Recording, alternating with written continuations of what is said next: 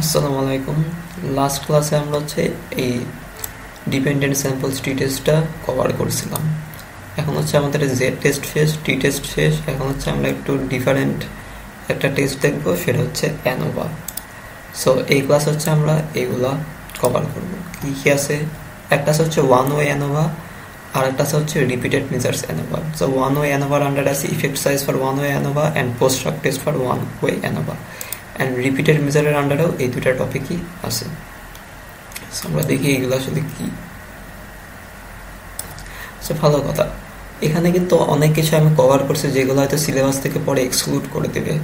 So আপনার video দেখার সময় কিন্তু একদম টানা টানা দেখে যায় না, যেসব জায়গায় এক্সক্লুড করা আছে ওগুলো একটু স্কিপ করে, মানে অ্যাটলিস্ট ধারণা রাখেন যে আপনাদের সিলেবাসে কি কি আছে। যাই হোক, আমরা শুরু করি তাইলে। আমাদের আছে কি one way ANOVA. So ANOVA কি? অ্যানোভা অ্যানোভার full form analysis of variance. তো এখন আমরা কখন অ্যানোভা ইউজ করব? যে we use ANOVA when we want to compare the means of three or more independent groups to determine if there are statistical significant differences among them. মানে one way ANOVA independent samples T টেস্টের alternative. কখন? যখন number of groups to exceed করে ফেলে। ইন্ডিপেন্ডেন্টে আমরা কি দেখছিলাম যে দুইটা গ্রুপ থাকবে, সেই দুইটা গ্রুপের মধ্যে একটা ডিপেন্ডেন্ট ভ্যারিয়েবল বা পারফরমেন্স টাইপ কিছু একটা থাকবে। পর আমরা ওই পারফরমেন্সটা কম্পেয়ার করবো। সো এটাই দুইটা গ্রুপের ক্ষেত্রে। এখন গ্রুপ যদি দুইয়ের বেশি হয়ে যায় তখন আমরা কি ইউজ করবো? তখন আমরা অ্যানোভা ইউজ করবো। সো এখানে ডেটা রিলেটেড কিছু অ্যাজাম্পশনস আছে। অ্যাজাম্পশনগুলো কি?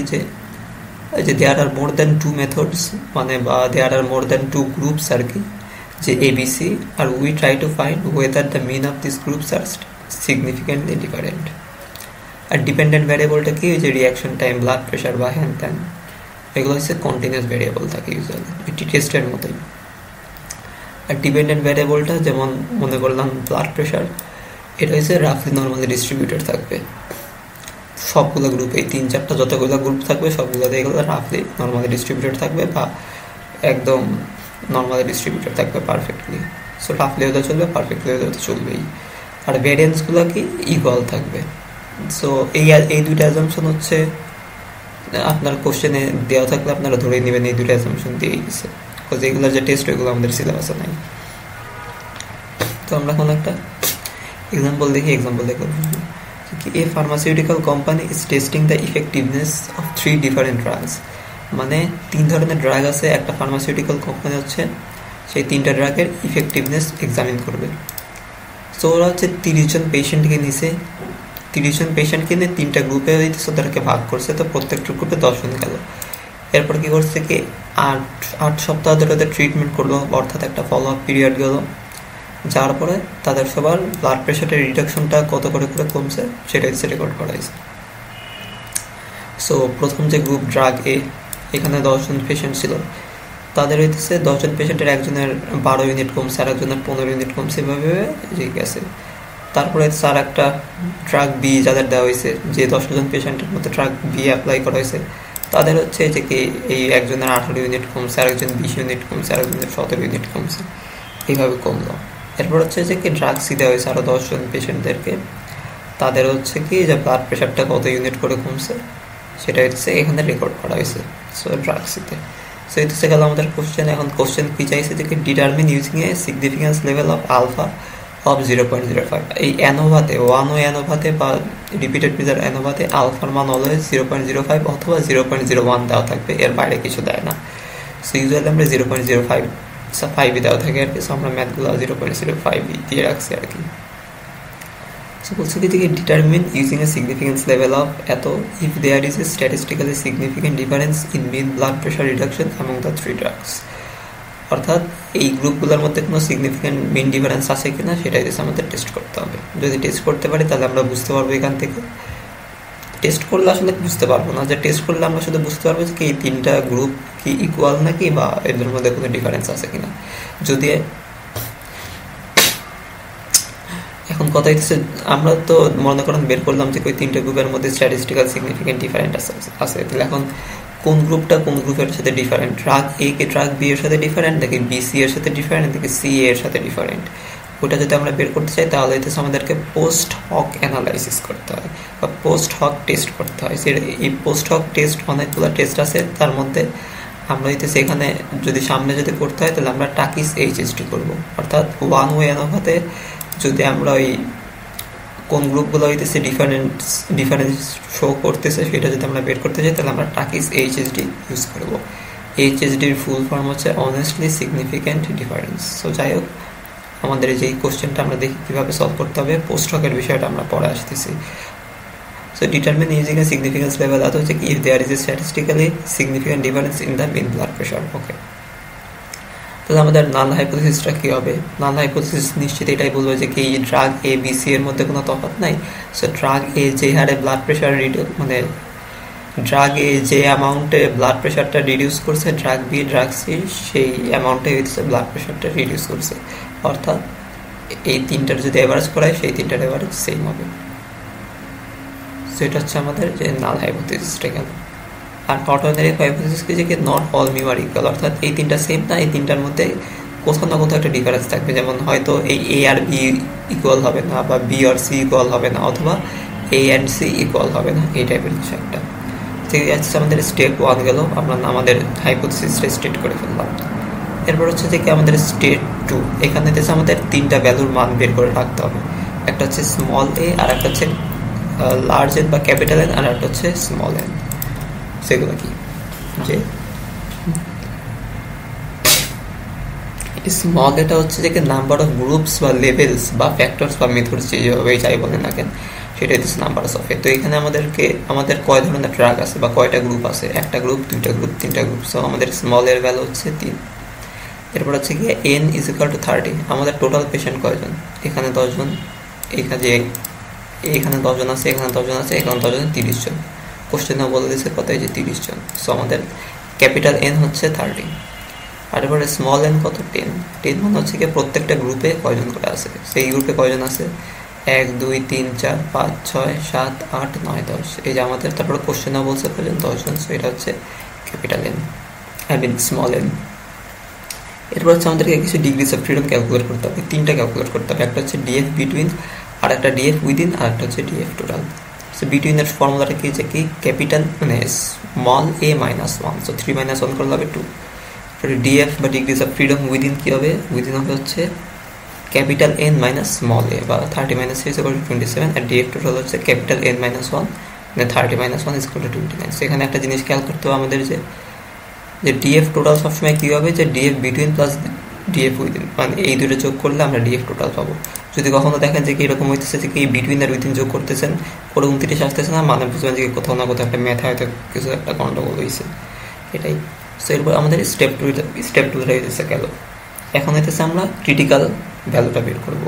ক্রিটিক্যাল ভ্যালু কেন বের করবো, তারপরে ক্রিটিক্যাল ভ্যালুর সাথে আমাদের এই অ্যানোভা টেস্টের স্ট্যাটিস্টিক যেটা আছে সেটা আমরা কম্পেয়ার করলে আমরা কনক্লুশনে যাইতে পারবো আর কি। সো ক্রিটিক্যাল ভ্যালুটা আমরা এখানে কীভাবে বের করবো, যে find the critical value corresponding to DF between and DF within from the F table. এই যে আমাদের নতুন একটা টেবিল আসলো এখন এই টেবিল থেকে আমাদেরকে যে কি DF between and DF উইদিনের corresponding যে ক্রিটিক্যাল ভ্যালু আছে সেই ক্রিটিক্যাল ভ্যালুটা বের করতে হবে। আমরা এটা ওপেন করি।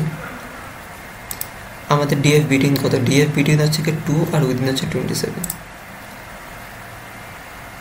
এই যে এখানে একটা জিনিস দেখেন, এই আমি যে বলছিলাম না যে কি অ্যানোভাতে অলওয়েজ যে হয় 0.05 বা 0.1 দেওয়া থাকে কিসের জন্য, এটা এই যে জন্য তাহলে চলে গেল। যে এখানে দেখেন আলফার মান 0.05 এর জন্য কিন্তু দেওয়া আছে, অন্য কোনো কিছুর জন্য অর্থাৎ 0.03 এর জন্য কিন্তু আমরা এখান থেকে বের করতে পারবো না। আবার কিছু কিছু টেবিল আছে যেখানে 0.05 এর জন্য আর 0.01 এর জন্য দেওয়া থাকে, বাট আমি এর বাইরের অন্য কিছু দেখি নাই। সেই জন্য এই কোশ্চেনগুলো যখন করে ইউজুয়ালি আলফা এর মান 0.05 দেওয়া থাকে। তো যাই হোক, আমরা এখন দেখি এফ এর মান বের করি। কী বের করি, যে ডিএফ বিটুইন আর উইদিন এর কোরেসপন্ডিং এর ক্রিটিক্যাল ভ্যালু।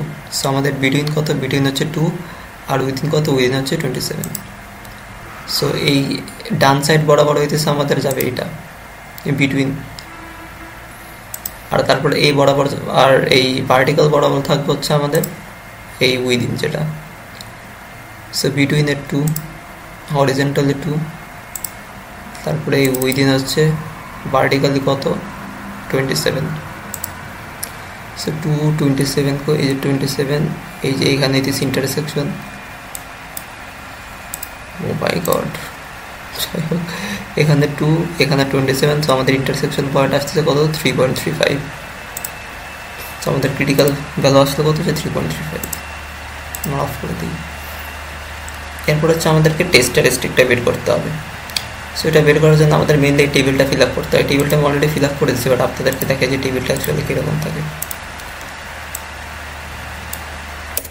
টেবিলটা থাকবে হইতেছে মেইনলি এরকম এটা আমাদের ফিল আপ করতে হবে ফিল আপ করার জন্য নিচে অনেক সূত্র দেওয়া আছে সো আমাদের বের করতে হবে কি যে কি এফ এর ভ্যালু এখন এফ এর ভ্যালু ইজ ইকুয়াল টু কি যে কি M S between divided by M S within অর্থাৎ এই M S between divided by M S within so এখানে এই বক্স বা টেবিলটা আমরা ফিল আপ করলে আমরা এটা বের করতে পারবো আর কি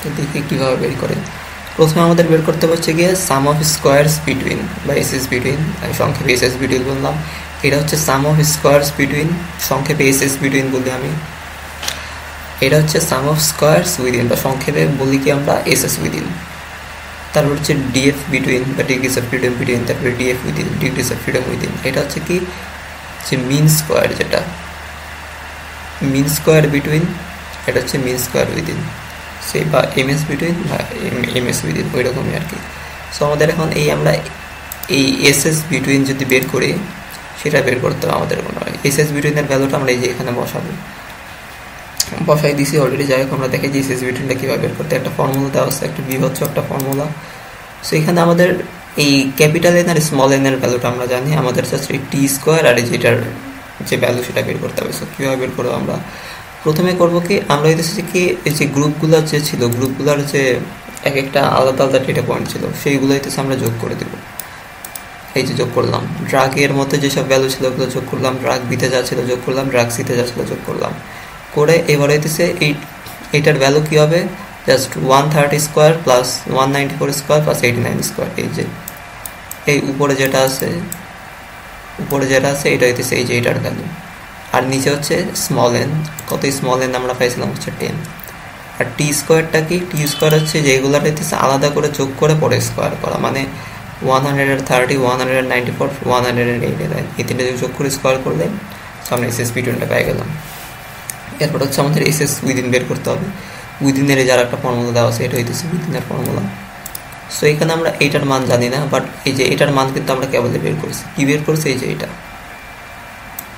এটা বের করছি সো এটা আমরা এখানে বসাই দিই এরপর ওয়াই স্কোয়ার বের করতে হবে সো সামেশন অফ ওয়াই স্কোয়ারটা কি এটা ইজি একটা সেটা কি আমাদের যে তিনটা যে গ্রুপ ছিল না এই প্রত্যেকটা গ্রুপকে হইতেছে আমরা স্কোয়ার করে করে যোগ করবো মানে 12 square plus 15 square plus 13 square dot dot dot dot plus 18 square plus 20 square plus 17 square dot dot plus 8 square plus 9 square এভাবে করতে করতে সবগুলোকে আমরা স্কোয়ার করে পুরো সামেশন করবো ওটা হচ্ছে আমাদের summation of Y square so এই যে 12 15 এগুলো সব স্কোয়ার করে যোগ করলে অ্যান্সার আসলে কত যে কি 6309 সো এটা আসলে তাহলে আমরা এখন এই এসএস উইদিনটাও বের করতে পারবো সো আমরা এসএস উইদিনটাও সাম অফ স্কোয়ারস উইদিনটা বের করলাম আসছে কত 63.3 এরপর হচ্ছে আমাদের টোটালটা বের করতে হবে টোটালটা কিন্তু শর্টকাটে বের করা যায় সেটা কি আপনি যদি বিটুইন আর উইদিনকে যদি যোগ করেন মানে sum of squares between plus sum of squares within যদি আপনি যোগ করেন তাহলে আপনি টোটাল পেয়ে যাবেন কিন্তু শর্টকাট সবসময় করবেন না কেন কারণ আপনার বিটুইন বা উইদিন বের করে যদি কোথাও ভুল থাকে তাহলে আপনার এই টোটালটা হইতেছে টোটালটাও ভুল চলে আসবে এই জন্য আপনি করবেন কি যে কারো শিওর হওয়ার জন্য যে ফর্মুলাটা আছে ওই ফর্মুলাটা যাতে একবার করে দেখবেন মানে আপনার কাছে যদি ইনাফ টাইম থাকে আর মনে করেন এক্সামে তাড়াতাড়ি করতেছেন টাইম নেই তখন তোমার পড়ার কোনো ওয়ে নেই তখন এই লাইনটা স্কিপ করে জাস্ট এই যে এই দুটো যোগ করে দিলে পরে এটা টোটাল বের হয়ে যাবে তাহলে কি যে আমরা টোটাল বের করলাম টোটাল বের করার একটা ফর্মুলা আছে সেই ফর্মুলাটা বসাই যদি দিই এই ভ্যালুগুলো অলরেডি আমরা পেয়ে গেছি সো জাস্ট ওই অনুযায়ী ভ্যালুটা বসাই দিলে আমরা হচ্ছে টোটালটা পেয়ে যাবো সো টোটালটাও পেয়ে গেলাম তখন আমাদেরকে যে কি আমাদের এই যে এই তিনটা ভ্যালু যে এটা আপনাদের তখন ফিল আপ হয়ে গেল আর এটা তো আমরা অলরেডি ফিল আপ করেছি সেটা হচ্ছে ডিএফ বিটুইন কত আমাদের ডিএফ বিটুইন আমরা পাইছিলাম হচ্ছে 2 তারপরে ডিএফ উইদিন পাইছিলাম 27 ডিএফ টোটাল হচ্ছে 29 এই যে ডিএফ উইদিন হচ্ছে 27 আর ডিএফ টোটাল হচ্ছে 29 সো এইটাছে আমাদের এইটুক গেল এখন এইটুকু আমি কেমনে ফিল আপ করছি সো এটা ফিল আপ করবো কি যে এই SS between divided by DF between যদি করে তখন এটা আসবে, মানে 560.067 ভাগ 2 এটা যদি করে তাহলে এটা চলে আসবে। এরপরে 63.3 ভাগ 27 এটা যদি করে তাহলে আসবে কি 2.34। সো আমাদের এমএস বিটুইন আর এমএস উইদিন এটাও চলে আসলো। এখন যেহেতু এই দুটো যদি চলে আসছে তাহলে এখন আমাদের এফ এর সূত্রটা কি ছিল হচ্ছে MS between divided by MS within. অর্থাৎ এখন আমাদের এফ কত আসবে, এফ আসবে হচ্ছে গিয়ে 280.0335 ডিভাইডেড বাই 2.34। সো এটা হচ্ছে আমাদের আসবে এফ এর ভ্যালু। সো এফ এর ভ্যালু ফাইনাল কত আসছে হচ্ছে গিয়ে 119.44। সো এটা হচ্ছে আমাদের this F is the test statistic বা এটাকে এফ স্ট্যাটিস্টিকও বলা হয়। সো এফ স্ট্যাটিস্টিকের ভ্যালু আমাদের কত আসছে হচ্ছে 119.44। ক্রিটিক্যাল ভ্যালুকে কি ছাড়াই গেছে? হ্যাঁ ছাড়াই গেছে। সো আমরা নাল হাইপোথিসিসটা রিজেক্ট করে দিলাম। তার মানে কি দাঁড়ায় যে কি the reduction in blood pressure within the 3 drugs differ significantly on a significance level of 0.005।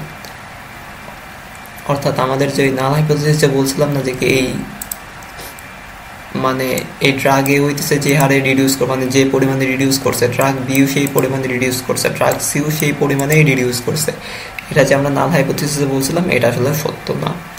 এগুলো আসলে যে সিগনিফিক্যান্টলি এগুলোর মধ্যে ডিফারেন্স আছে।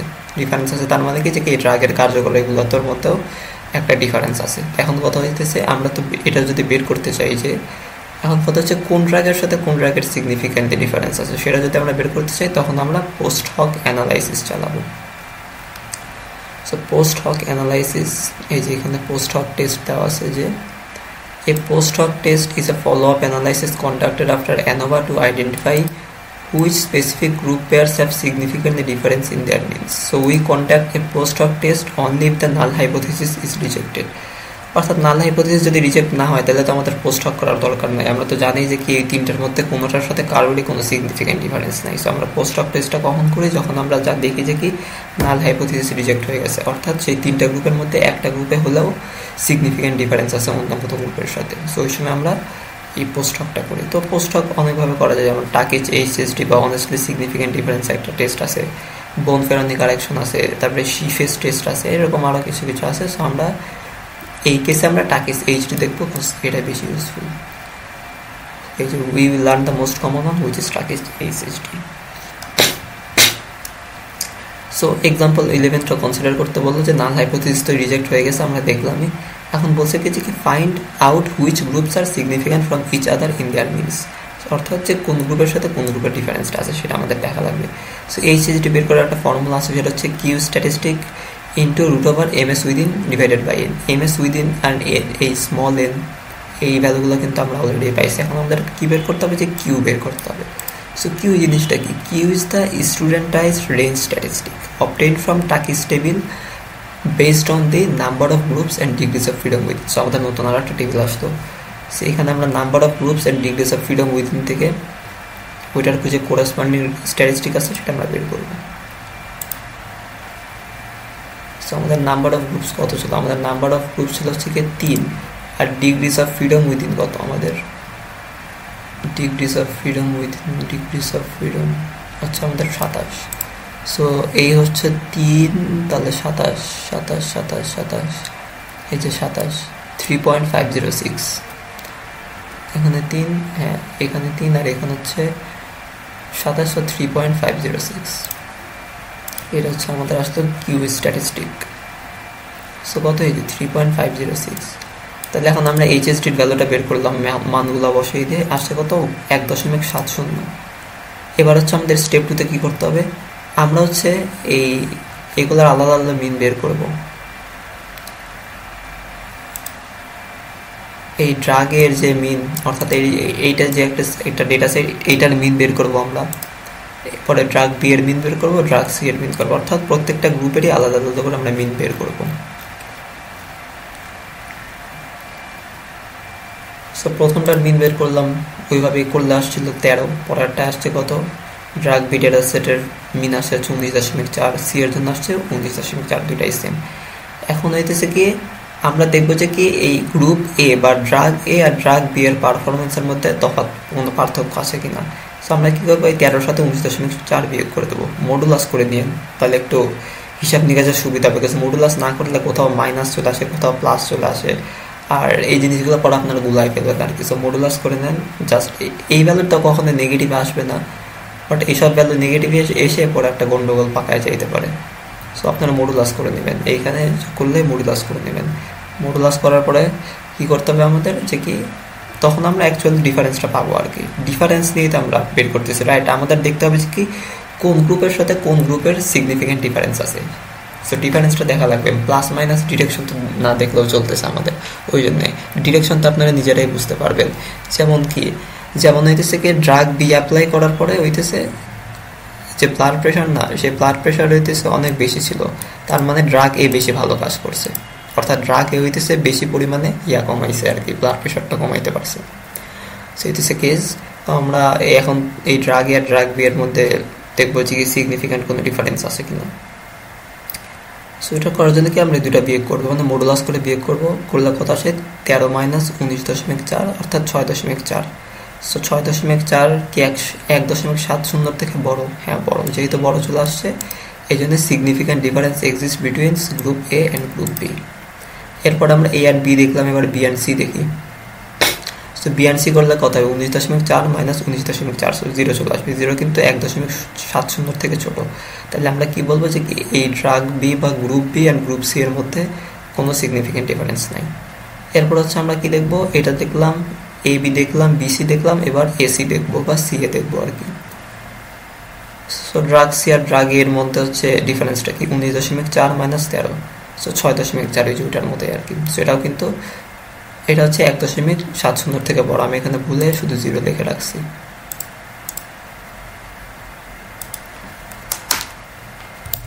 সো এটা 1.70 থেকে বড়, এই জন্য significant difference exist between drug group A and C. এইগুলো আমাদের যে পোস্ট হক টেস্ট আমাদের শেষ। এবার হচ্ছে ইফেক্ট সাইজ।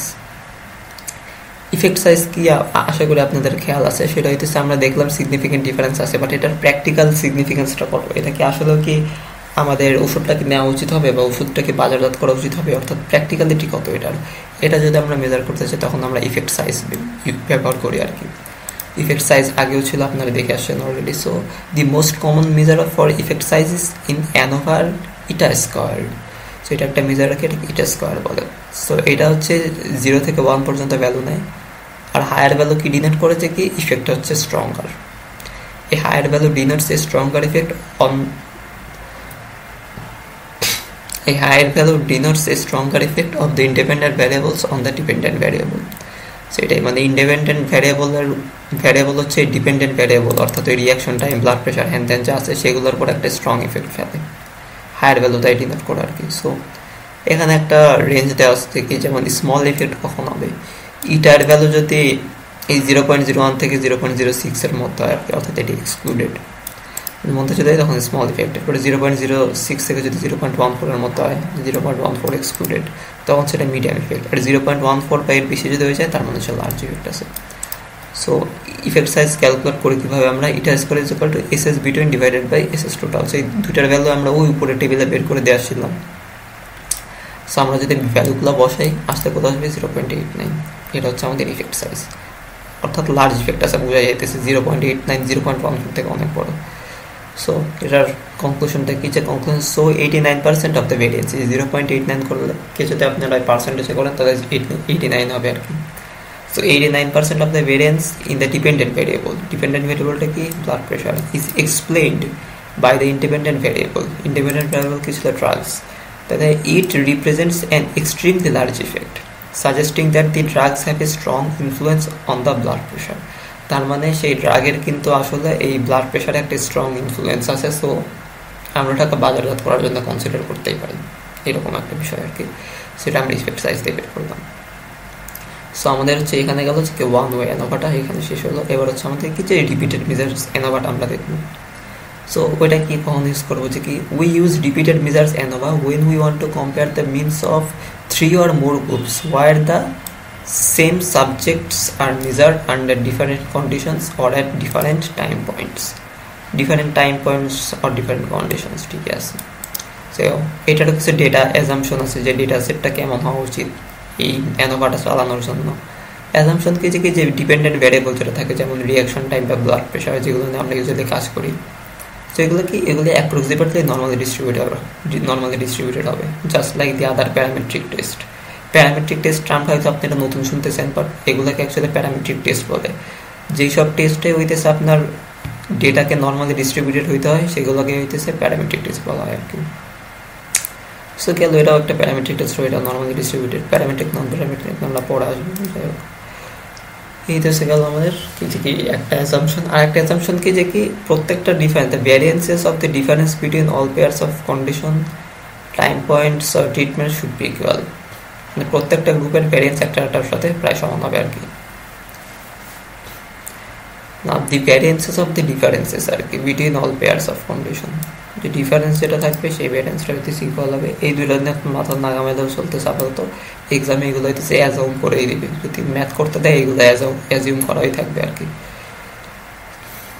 তাহলে রিপিটেড মেজার থেকে আমরা অ্যাকচুয়ালি কি বুঝতে পারতেছি, সেম পার্টিসিপেন্ট কিন্তু সেম থাকে। হয়তো এই প্রথম সপ্তাহে তাদের উপর একটা মেজার চালানো হয়েছে, দ্বিতীয় সপ্তাহে চালানো হয়েছে, তৃতীয় সপ্তাহে চালানো হয়েছে, সো পার্টিসিপেন্ট সেমই থাকতেছে, just like dependent sample t test. Dependent sample t টেস্টে আমরা কি দেখছিলাম, পার্টিসিপেন্ট সেম ছিল। যেমন মনে করেন এক সপ্তাহ আগে তাদের উপর একটা মেজার চালানো হয়েছে, 2 সপ্তাহ পরে সেই সেম মানুষগুলোর উপর আর একটা মেজার চালায় দেখানো হয়েছে যে কি যে ড্রাগটা বা যে কন্ডিশনটা অ্যাপ্লাই করা হয়েছে সেটা অ্যাপ্লাই করার কারণে তাদের মধ্যে কোনো প্রতিক্রিয়া দেখা দিচ্ছে কিনা, বা সিগনিফিক্যান্ট কোনো প্রতিক্রিয়া দেখা দিচ্ছে কিনা। সো এটাও রিপিটেড মেজার অ্যানোভা কিন্তু ওই কাজটাই করতেছে, বাট 2টা গ্রুপের জন্য না, মোর দ্যান 2 গ্রুপস, এটাই। আমরা আর একটা এক্সাম্পল সিনারিও দেখি যে researchers want to test a new anti-anxiety medication. Okay, they measure the anxiety of 7 participants 3 times. Once before taking the medication, once 1 week after the medication, and once 2 weeks after the medication. Anxiety is rated on a scale of 10. আচ্ছা, ভালো কথা। Are there any differences between the conditions, between the 3 conditions using alpha is equal to 0.05? আচ্ছা, so আমাদের hypothesis test করতে বলছে। তো before দেওয়া আছে, ওই মেডিকেশনটা নেওয়ার আগে 7 জন পার্টিসিপেন্ট, 7 জন। সো আমরা এই 7 জনের কিছু নাম দিব। এটার নাম কি, সিনথিয়া, এটা হইলো আশিক, এটা হচ্ছে সীমান্ত। আচ্ছা, আমার নাম মনে আসতেছে এখন। সো কথা হইতেছে কি, এইখানে যাদের মেজার করা হয়েছে এখানেও ঠিক তাদের মেজারই করা হয়েছে, এখানেও ঠিক সেম মানুষগুলোর মেজারমেন্টই করা হয়েছে। এগুলো কিন্তু খুব ডিফারেন্ট মানুষ না। এখানে যারা আছে এখানেও তারা আছে, এখানেও তারা আছে। সো হইতেছে গেল হচ্ছে কি মেজার। তো প্রথম মানুষ যে হইতেছে মেডিকেশন নেওয়ার আগে হচ্ছে ডিপ্রেশন না অ্যাংজাইটির লেভেল ছিল হচ্ছে কি 10-এর মধ্যে 9, পরের জন 10-এর মধ্যে 8, এইভাবে গেছে। 1 উইক পরে মেডিকেশন নেওয়ার 1 উইক পরে হচ্ছে প্রথম মানুষজনের অ্যাংজাইটি লেভেলটা একটু কমে 7 হয়েছে, দ্বিতীয় মানুষজনের 8 ছিল, হয়েছে কত 6। আর 2 উইক পরে অর্থাৎ সেই মেডিকেশন নিয়েছে 2 উইক পার হয়ে গেছে, ঠিক তখন হয়েছে কি প্রথম মানুষটার ইয়াটা আরও কমছে, অ্যাংজাইটি লেভেল আরও কমছে, কমে 4 হয়েছে। ওরা হচ্ছে সেকেন্ড যে মানুষ ছিল ওরও আরও কমছে, কমে 3 হয়েছে, অ্যান্ড এভাবে হয়ে গেছে। এই জিনিসটা দেখেও কিন্তু আপনারা প্রথমে আজ করতে পারবেন যে কি মনে হয় সিগনিফিকেন্ট ডিফারেন্স এখানে হবে। যাই হোক, চোখের দেখে আমরা বলতে পারি না, আমাদের টেস্ট করতে হবে। সো আমরা প্রথমে নাল অ্যান্ড আলটারনেটিভ হাইপোথিসিসটা স্টেট করবো। কি স্টেটটা করবো কি যে কি এই বিফোর 1 উইক অ্যান্ড 2 উইকের মিন সেম থাকবে, যার অর্থাৎ হচ্ছে ড্রাগটা হচ্ছে অনেকটা ইউজলেস, যে কোনো ডিফারেন্সই নাই। অ্যাংজাইটি আগেও যেরকম ছিল 1 সপ্তাহ পরেও তেমনই থাকবে, 2 সপ্তাহ পরেও তেমনই থাকবে। সো এটাই হচ্ছে আমাদের নাল হাইপোথিসিস। আর অ্যাল্টারনেটিভ এই হাইপোথিসিসটা কি যে কি not all mu are equal, অর্থাৎ বিফোর বা 1 উইকের মধ্যে কোনো ডিফারেন্স থাকবে, বা 1 উইক বা 2 উইকের মধ্যে ডিফারেন্স থাকবে, বা 2 উইক বা বিফোরের মধ্যে ডিফারেন্স থাকবে, বা 3টার মধ্যেই ডিফারেন্স থাকবে। যেটা আমার ডিনোট করবে কি যে কি না ওই ড্রাগের অ্যাকচুয়ালি কোনো যে কিছু একটা আছে ওই ড্রাগের মধ্যে, সেটা হইতেছে। এটা হচ্ছে আমাদের কি গেল যে রিপিটেড মেজার অ্যানোভা যেটা। সো আমরা নাল হাইপোথিসিস স্টেট করলাম। এরপর হচ্ছে কি যে আমাদের হইতেছে এই এন এ অ্যান্ড এস এর ভ্যালুটা আমরা স্টেট করব।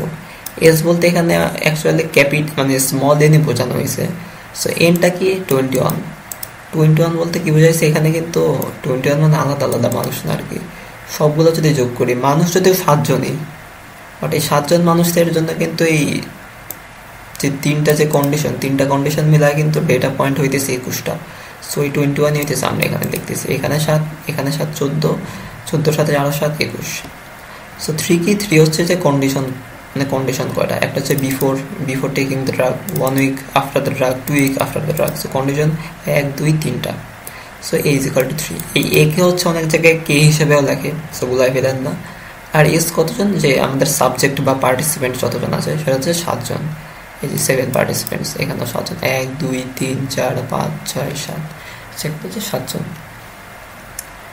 এরপরে কি বলছে, ঠিক এরপর হচ্ছে যে আমাদের স্টেপ 3 যে calculate some degrees of freedom. এখানেও বেশ কিছু ডিগ্রিজ অফ ফ্রিডম ক্যালকুলেট করতে হবে, যেগুলো অনেক বেশি জটিল। আর আমার কেন যেন মনে হয় এই কারণেই এটাও সিলেবাস থেকে অ্যাকচুয়ালি এক্সক্লুড করে দিবে, সে করলে ভালোই হয়। যাই হোক, আমরা দেখি যে কীভাবে কী ক্যালকুলেট করতে হবে। আমাদের এখানে কী ক্যালকুলেট করতে হবে, ডিএফ বিটুইন উইদিন, এই দুইটা সেম আমরা আগেও ক্যালকুলেট করছিলাম। আরও আমাদের এক্সট্রা দুইটা ক্যালকুলেট করতে হবে, আরও এক্সট্রা 3টা ক্যালকুলেট করতে হবে। সেটা হচ্ছে DF subjects, DF error and DF total. So এই সবগুলোর ফর্মুলা দেওয়া আছে, যে a-1 তো আমরা জানি কি এর মান 3 ছিল, তারপরে n-1 মানে ক্যাপিটাল N মাইনাস a আর কি। সো ক্যাপিটাল N এর মান ছিল 21, s-1, s এর মান হচ্ছে 7। আর ডিএফ ইরোর কি, ইরোর হচ্ছে degrees of freedom within minus degrees of freedom subjects. So within আর সাবজেক্টস যদি আমরা বিয়োগ করে তাহলে যে 12 আসতে, সেটা হচ্ছে ডিএফ ইরোর। আর টোটালটা কি, টোটাল হচ্ছে n-1, ক্যাপিটাল N-1 অর্থাৎ 20। সো এখানে কিন্তু আমরা আগে যে দেখছিলাম না, যে degrees of freedom total is equal two degrees of between plus within, এখানেও কিন্তু সেম জিনিসটাই থাকবে। টোটাল কত, 20 না, বিটুইন হচ্ছে 2, উইদিন 18, 2 আর 18 যোগ করলে 20 হয়, যে লিখে দিচ্ছি আমি এখানে। সো এই জিনিসটা এখানেও প্রযোজ্য। যদি গরমিত হয় তাহলে তার মানে ম্যাথে হয়তো ভুল আছে, নয়তো কোশ্চেনে ভুল আছে, বা আপনি ফর্মুলা ভুল করে লিখছেন। সো এখন আমাদের স্টেপ 4 যে আমরা ক্রিটিক্যাল ভ্যালুটা বের করতে হবে। সো ক্রিটিক্যাল ভ্যালু আবার কি, যে DF between and DF error. এই কনটেক্সটে আমাদের কি বের করতে হবে, আমাদের ক্রিটিক্যাল ভ্যালু কিসের করেসপন্ডিংয়ে বের করতে হবে, যে কি degrees of freedom between and degrees of ইরোরের সাপেক্ষে আর কি। আমি কি লিঙ্কটা এখানে দিয়ে দিই নাই, রাইট? কই এখন খুঁজবো, পরে কি ছিল,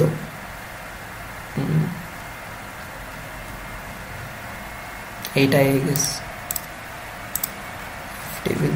কি কি ভ্যালু দিছে, রিপিটেড মেজার্স অ্যানাবা,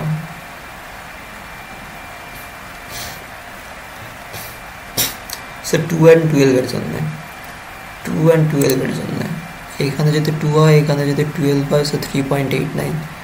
হ্যাঁ ঠিক আছে, 3.89। আই রিয়েলি হোপ আপনারা এটা দেখতে পারতেছেন।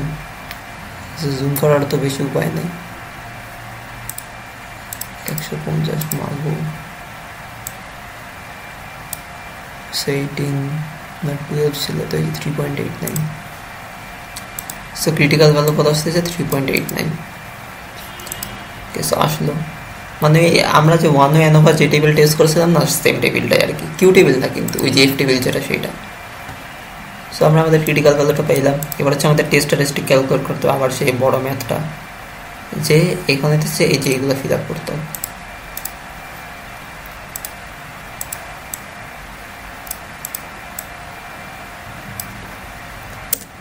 আমাদের এদিকে যে টেবিলটা টেবলস এর ফিল আপ করতে হবে আর কি। এখানে কিন্তু বাড়ছে আর কি, এইদিকে কলাম বাড়ছে। উইদিনের মধ্যে হইতেছে দুইটা, মানে দুইটা পার্ট আছে, একটা হচ্ছে সাবজেক্টের জন্য, আরেকটা ইরোরের জন্য। সো আমাদের SS between, SS within, SS subject, SS error, DF between, DF within, DF subject, DF error. আচ্ছা ডিএফ এরগুলো সব বের করা আছে, জাস্ট এসএস এরগুলো বের করতে হবে আর কি, বা সাম অফ স্কোয়ারস এরগুলো বের করতে হবে। সো বেরগুলো কীভাবে করে রাখছে আমি নিচে দেখাই। আমাদের টার্গেট হচ্ছে এফ এর ভ্যালুটা বের করা, অর্থাৎ এই MS between divided by MS error. So এই জাস্ট এই দুইটা ভ্যালু বের করার জন্য এই পুরাটাই ফিল আপ করা লাগে। যাই হোক, সো এই এসএস বিটুইন এটার ফর্মুলা কি, এসএস বিটুইন এটার ফর্মুলা হচ্ছে এই যে সেই সূত্রটা, summation of AI square divided by S minus T square by capital N. So এটা আমরা কীভাবে বের করেছিলাম খেয়াল তো আছে, রাইট? যে 3টা গ্রুপ ছিল না, সেই 3টা গ্রুপের প্রত্যেকটা ভ্যালুগুলোকে ফার্স্টে আমরা যোগ করবো। সে যে যোগ করলাম, সবার অ্যাংজাইটি লেভেলটা যোগ করলাম আর কি। যে বিফোরের যে গ্রুপ ছিল সেখানে সবার অ্যাংজাইটি লেভেলটা যোগ করলাম। তারপর 1 উইক আফটার যে একটা গ্রুপ ছিল সেখানেও সবার অ্যাংজাইটি লেভেলটা যোগ করলাম। 2 উইক আফটার গ্রুপ যে ছিল সেখানে সবটা যোগ করলাম। যোগ করে এবার কী করবো, এবার হচ্ছে 57 square plus 47 square plus 21 square, এটা হইতেছে যে এইখানে যাবে আর কি, উপরে যাবে আর নিচে হচ্ছে এস থাকবে। সো এই যে গেল আমাদের এস কত ছিল 7, এস মানে কি যে কি পার্টিসিপেন্ট কয়জন, এটাকে আমরা এই 1 অ্যানোভাতে স্মল এন দিয়ে লিখছিলাম আর কি। সো এরপর হচ্ছে কি যে কি আমাদের যে t square divided by N, so t square কি যে কি 57 প্লাস 47 প্লাস 21 হোল স্কোয়ার করলে, আর 21 হচ্ছে কি যে কি আমাদের এই ক্যাপিটাল এন যেটা, সো আমরা এটা বের করলাম, কোড আসছে কত যে কি 98.67, সো বসালাম 98.67। এরপর হচ্ছে এস এস উইদিনের সেম ফর্মুলা আমরা যে আগে দেখে আসলাম, সো এটা তো আমাদের আছেই, এটার মান কোনটা, এটার মান হচ্ছে যে কি এইটা, সো এটা এখানে বসলাম, এবার ওয়াই স্কোয়ার বের করবো। ওয়াই স্কোয়ার মানে কি যে কি আমাদের যে ডেটা পয়েন্টগুলো যে ছিল সেগুলো সব স্কোয়ার করে যে দেখাইছিলাম যে কি 9 স্কোয়ার প্লাস 8 স্কোয়ার প্লাস এখানে সব এইভাবে করবো, 7 স্কোয়ার প্লাস 6 স্কোয়ার ওইভাবে করে এইভাবে সবগুলোকে হচ্ছে স্কোয়ার করে করে হচ্ছে যোগ করতে হবে। যোগ করার পর হচ্ছে আমি এটা দেখাইলাম না যে যোগ করার পরে অ্যান্সার আসছে কত হচ্ছে কি 853 আসছে। তাহলে এখন এস এস উইদিনটা আমরা বের করে ফেলতে পারবো, এটার মান যদি এখানে বসাই দিই, এটার মান তো আসেই, সো বসাই দিলে কত আসছে এস এস উইদিন আসছে যে 10.29, সো বসাই দিলাম এখানে 10.29। এবার আমাদের বের করতে হচ্ছে কিছু সাবজেক্ট সেটটা, সাবজেক্টসের সূত্রটা আর একটু ডিফারেন্ট, এই যে এটা ক্যালকুলেট করতে হয়, স্মলে তো আমরা জানি, এবার summation of summation S I square এটা দিতেছে আমাদের বের করা লাগবে, সেটা কি এইটা মেন হচ্ছে যে কি কিভাবে বের করছে, তো প্রথমে সবগুলার দেখাই, এটা কিভাবে দেখাবো সেটাই ভাবতেছি। সেটা হচ্ছে সাবজেক্ট 1, যেটা আমাদের এইখানে যে যারা যারা অর্থাৎ এই রেকর্ডের প্রথম একদম এলিমেন্ট যে একই মানুষ বা একই সাবজেক্ট ডিনোট করতেছে না, সো এটা আপনি যোগ করে দেন 9 + 7 + 4, ওকে একটা ভ্যালু আসলো। এরপরে দ্বিতীয় যে এলিমেন্টটা এই before data set 1 week data set 2 week data set, second এলিমেন্টটা কিন্তু সেম মানুষকেই বা সেম সাবজেক্টকেই ডিনোট করতেছে, সো 8 + 6 + 3 করে দেন, আর একটা ভ্যালু আসলো। এইভাবে হইতেছে সবগুলো ক্যালকুলেট করেন, এইভাবে ওই যে সাবজেক্ট 1 এর সামেশনটা নিলাম, সাবজেক্ট 2 এর সামেশনটা নিলাম, এভাবে সাবজেক্ট 3 4 সবারটাই দিয়েছে ক্যালকুলেট করলাম। করার পরে কি যে ভ্যালুগুলো আসলো, এবার এগুলোকে স্কোয়ার করে সাম করবো, এই যে স্কোয়ার করে সাম করলাম, স্কোয়ার করে যে সামটা করলাম এই উপরের আর কি, শুধু উপরের টুক সিলেক্ট হইতেছে না কেন জানি, সো এই উপরেরগুলো যদি সাম করে তাহলে আমরা যেটা পাবো এটা পাবো আর কি। আর বাকি ভ্যালুগুলো তো আমরা জানি, টি স্কোয়ারটা আমরা অলরেডি বের করছি, এর ভ্যালু জানি, এন এর ভ্যালু জানি, সো এগুলো বসে আমরা এস এর সাবজেক্ট পাবো, কত আসতেছে 7.62। সো সাবজেক্টসটা আমরা এখানে এসে বের করে ফেললাম। এরপর হচ্ছে ইরোডার টোটালের একটা শর্টকাট ফর্মুলা আছে, সে নিচে আগে দেখে আসি আমি কি আরও এক্সট্রা কিছু করছি না করি নাই, সো আপনারা শর্টকাট মারবেন, ভিতরে যদি ভুল হয়ে যায় তাহলে এখানেও ভুল হবে, যা হোক। সো ইরোড ক্যালকুলেট করার সিস্টেমটা কি যে আপনি যদি এই এস এস উইদিন থেকে এস এস সাবজেক্ট যদি মাইনাস করেন তাহলে হইতেছে আমরা ইরোডটা পেয়ে যাবো, অর্থাৎ 10.29 - 7.62 করলে আসবে কত 2.67। আর টোটাল একটা তো আমরা জানি যে cases between plus S S within, অর্থাৎ 98.67 প্লাস 10.29 করলে আসবে কত 108.96। তাহলে হচ্ছে আমরা পেয়ে গেলাম। এখন এই টেবিলটা হয়ে গেছে না আমাদের, এখন আমাদের লাগবে কি বের করার জন্য এম এস বিটুইন আর এম এস ইরোডটা লাগবে। সো এম এস বিটুইন আমরা কীভাবে বের করবো, এই S S between divided by degrees of freedom between, অর্থাৎ 98.67 ডিভাইডেড বাই 2, এটা করলে কত আসবে 49.34। সো এটা আসলে এরপর আমাদের লাগবে কি M S error. So M S error কেমনে বের করবো আমরা রিসার্চটা বের করবো যে সামেশন অফ স্কোয়ারস বা sum of squares error divided by degrees of freedom error. So এই এস এস ইরোডটা কত 2.67, ডিএফ ইরোড কত 12, 2.67 ডিভাইডেড বাই 12 করলে আসবে হচ্ছে 0.22। এখন তাহলে কি আমরা 49.34 ডিভাইডেড বাই 0.22 যদি করি তাই হইতেছে আমাদের এই স্ট্যাটিস্টিকের ভ্যালুটা চলে আসতেছে। সো ওটা যদি আমরা করি এই যে 49.34 ডিভাইডেড বাই 0.22 করলে আসছে কত 224.27। সো এফ কিন্তু ক্রিটিক্যাল ভ্যালু থেকে অনেক গ্রেটার, ক্রিটিক্যাল ভ্যালু কত আসছে আমাদের, কত আসছিল ক্রিটিক্যাল ভ্যালু আসলে হচ্ছে কি 3.29, সো গ্রেটার, এই যে F is greater than the critical value, so we reject the null hypothesis. তার মানে কি যে কি the three conditions differ significantly on anxiety level, তো কনক্লুশন চলে আসলো। এবার এটা একটা পোস্ট হক টেস্ট আছে, এবার এই ডিপেন্ডেন্টের জন্য মানে ডিপেন্ডেন্ট বলতেছি কেন, সেটা হচ্ছে এই যে অ্যানোভাটা যে আমরা করলাম, যে রিপিটেড মেজার্স অ্যানোভা যে করলাম, সেটার জন্য আমরা টাকে এই সিস্টেম করবো না, এটা অ্যাকচুয়ালি অ্যাপ্লিকেবল না, ওটা অনেক আরও কিছু মডিফাই করে করে অ্যাপ্লাই করতে হয়। সো এখানে আমরা instead pairwise comparisons with Bonferroni correction এটা ইউজ করবো। সেটা যদি ইউজ করতে চাই, স্টেপ 1কে যে কি প্রত্যেকটা গ্রুপের মিন বের করবো, অর্থাৎ 7জন পেশেন্ট ছিল বা পার্টিসিপেন্ট ছিল, সো ওদের হচ্ছে অ্যাংজাইটি লেভেল ছিল। সো ড্রাগ নেওয়ার আগে অর্থাৎ বিফোর গ্রুপ বললাম আমরা, জাস্ট সেটাকে বিফোর গ্রুপ বললাম। সো বিফোর গ্রুপের যদি ওই ডেটা সেটটার মিন নেই, সো আমরা পাবো কত 8.14।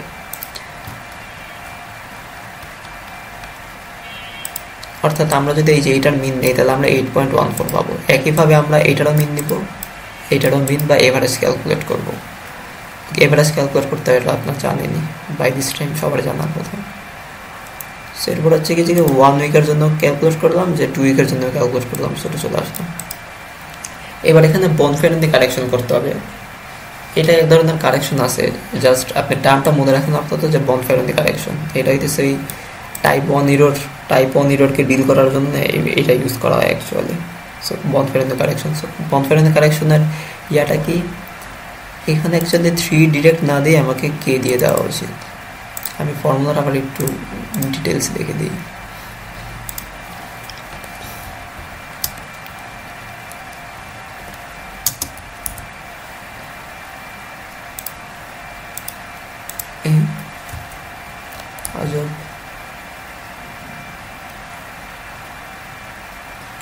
কিছু করার নেই, যে alpha by K is equal to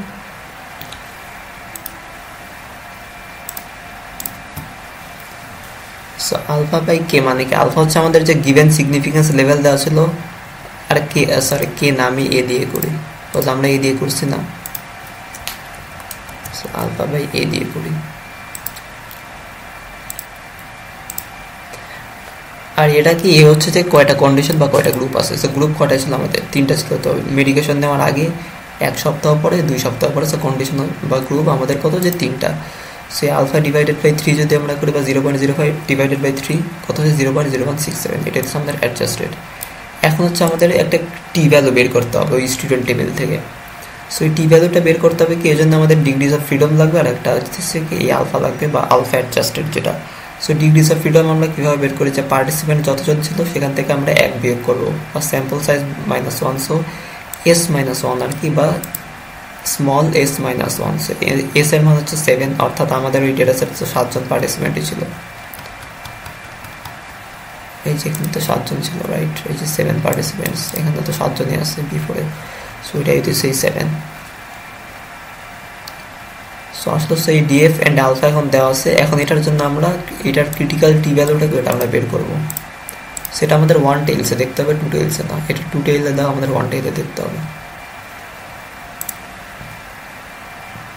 তো ডিএফ কত বলছে, 6 বলছে, আর আলফা বলছে 0.0167। সো 0.0167 না, এবার 0.01 আছে, তো এই যেটা আছে এটাকে আমরা অ্যাপ্রক্সিমেট হিসেবে ধরবো। আর 6 এর জন্য কত, এই যে 6, সো এই যে 0.01 এখানে আসবে, উপরে 0.01, বাম সাইডে 6, সো 3.143, এই যে 3.143। আচ্ছা, প্রায় পাইয়ের ভ্যালুর সমান, যাই হোক। সো আমরা আমাদের ক্রিটিক্যাল টি ভ্যালুটা পাইলাম। এবার হইতেছে আমাদের কি থেকে প্রত্যেকটা 2টা গ্রুপের জন্য আমাদের টি স্কোর বের করতে হবে। ওটা কীভাবে বের করবো, যে step 3, check T score for each pair and compare with the critical T value. So এই দুইটা পেয়ারের হচ্ছে আমরা প্রথমে মিন ডিফারেন্সটা নিয়ে দেখি কত আসছে। প্লাস ফর্মুলার টেস্ট স্ট্যাটিস্টিকের ফর্মুলা হচ্ছে যেটা, সেটা হচ্ছে কি mean difference divided by standard deviation divided by √S বা স্যাম্পল সাইজ। আমরা আগেও দেখছি এটা। সো এই বিফোর অ্যান্ড 1 উইকের জন্য বা এই 2টা গ্রুপ বা কন্ডিশনের জন্য হইতেছে আমরা প্রথম টেস্ট স্ট্যাটিস্টিকটা বের করে দেখি এদের মধ্যে কোনো সিগনিফিক্যান্ট ডিফারেন্স আছে কিনা। সো সেটার জন্য প্রথম হচ্ছে আমাদের যে কি মিন ডিফারেন্সের এভারেজটা নেওয়া লাগবে, আমাদের মিন ডিফারেন্স নেওয়া লাগবে আর কি। সো মিন ডিফারেন্স নিলাম। আপনারা চাইলে কিন্তু এটা কিন্তু লেন্থি করেও করতে পারতেন। সেটাকে এখানে আমরা কি করছি, আমরা একবারে বিফোরটা বের করে ফেলছি না, তারপরে 1 উইকের মিনটাও কিন্তু বের করে ফেলছি। সো 2টা বিয়োগ করে দিলে আমরা মিন ডিফারেন্স পাই গেলাম। বা আপনারা কি করতে পারতেন চাইলে, কখনো করবেন না এটা, আমি জাস্ট দেখাই দিতেছি, যে প্রথমে 9-7 নিলেন, 8-6 নিলেন, 7-6 নিলেন, এরকম করতে করতে 7টা ডিফারেন্স আসবে না? তো সেই 7টা ডিফারেন্সের মিন পরে নিলেন। এটা করা যেতে, বাট করার কোনো দরকার নেই, বড় হয়ে যায়। তো এই যে আমরা নিলাম, কই মিন কই, এই যে মিনগুলো বের করেছি।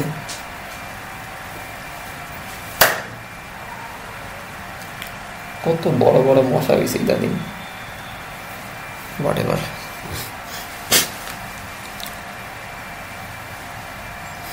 বলছিলাম যে না, যে এখানে যে এই আমরা হচ্ছে প্রথমে যে প্রত্যেকটা কন্ডিশনের মিন ক্যালকুলেট করে রাখছি। সো এখন আমরা দেখবো যে কি এই 1 উইক আর বিফোরের মধ্যে কোনো সিগনিফিক্যান্ট ডিফারেন্স আছে কিনা। সো এটার স্টেপ কি, প্রথম হচ্ছে আমরা যে ডিফারেন্সটা দেখলাম যে মিন ডিফারেন্স কত। মিন ডিফারেন্স হচ্ছে 1.43।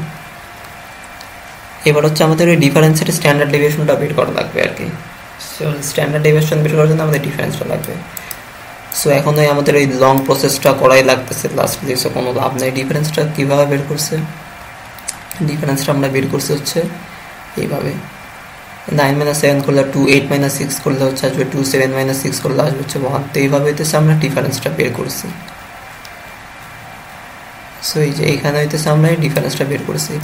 এখন আমরা এই ডিফারেন্সেসের স্ট্যান্ডার্ড ডেভিয়েশনটা ক্যালকুলেট করবো। আমরা সবাই জানি স্যাম্পল স্ট্যান্ডার্ড ডেভিয়েশনের ফর্মুলাটা কিছু বের করলে আসলে 0.72। সো এখন আমরা ভ্যালুগুলো বসাই। মিন ডিফারেন্স কত, 1.43 ডিভাইডেড বাই স্ট্যান্ডার্ড ডেভিয়েশন কত, 0.72।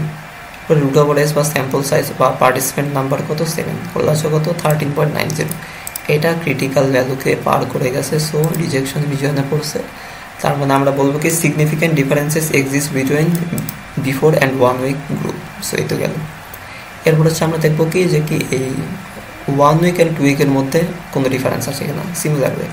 তো সিমিলার ওয়ে সব কিছু করলাম যে কি প্রথমে মিন ডিফারেন্সটা নিলাম, অর্থাৎ 6.71 - 3.30 আর কি, 6.71 - 3.0। সো করলে 3.71 আসতেছে। ডিফারেন্সগুলো ওই যে আমরা যেভাবে ক্যালকুলেট করছি সেভাবে ক্যালকুলেট করলাম, স্ট্যান্ডার্ড ডেভিয়েশন নিলাম, নিয়ে হচ্ছে টেস্ট স্ট্যাটিস্টিক বের করলাম। এটা হচ্ছে কত, 57.71। এটা হচ্ছে ক্রিটিক্যাল ভ্যালুকে ক্রস করে গেছে। So significant differences exist within 1 week or 2 group আর কি। সো এটা করলাম, পরেরটাও সিমিলারলি করলাম, এটাও দেখলাম যে কি ঠিক ওই একইভাবে যে significant differences exist within before and 2 week groups. তার মানে কি, তার মানে বিষয়টা হইতেছে তার হইতেছে যে কি এই বিফোরের 1 উইক অ্যান্ড 2 উইক সবার মধ্যেই সিগনিফিক্যান্ট ডিফারেন্স আছে। সো বিফোরে হচ্ছে এদের মিন কিন্তু সবচেয়ে বেশি ছিল, 1 উইক হইতেছে মিন একটু কমছে, 2 উইক হইতেছে মিন আরও কমছে। বিফোরে যেমন ছিল 1 উইকে সেটা সিগনিফিক্যান্টলি রিডিউস হয়েছে। 1 উইকে যা ছিল 2 উইকে এসে 2 উইক যাওয়ার পরে সেই অ্যাংজাইটি লেভেল আরও সিগনিফিক্যান্টলি রিডিউস হয়েছে। তার মানে একটা কনক্লুশনে কিন্তু আসা যাচ্ছে যে কি উইক যত যাইতেছে এটার ইফেক্টিভ বাড়তেছে। বা হইতে পারে যে কি 3 নাম্বার উইক আর যা হবে না, বিকজ একসময় তো অফ হয়ে যাবে। Maybe 2 week is the final week, এরপরে আর রিডিউস হবে না। বাট আমরা বুঝতে পারতেছি যে কি বিফোরের থেকে 1 উইক অনেক কমতেছে, 1 উইকের থেকে 2 উইকে অ্যাংজাইটি লেভেল আরও কমতেছে। সেটা হইতেছে আমাদের গেল যে কি যে পোস্ট হোকের রেজাল্ট আমরা পেলাম এভাবে।